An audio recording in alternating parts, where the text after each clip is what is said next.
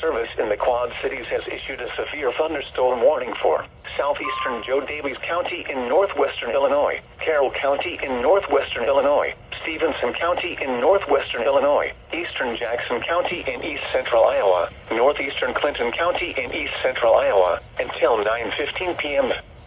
At 8:31 p.m., severe thunderstorms were located along a line extending from Scioto Mills to Bellevue State Park, moving southeast at 30 miles an hour. These are destructive storms.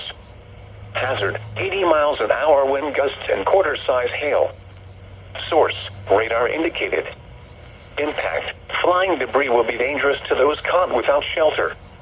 Mobile homes will be heavily damaged. Expect considerable damage to roofs, windows, and vehicles. Extensive tree damage and power outages are likely. Locations impacted include Freeport, Mount Carroll, Savannah, Lena, Bellevue, Stockton, Leonard, Milledgeville, Preston, Fairhaven, Hanover, Pearl City, Elizabeth, Cheyenne, Shadarville, Woodbine, Cibola, Chadwick, German Valley, and Miles. For your protection, move to an interior room on the lowest floor of a sturdy building.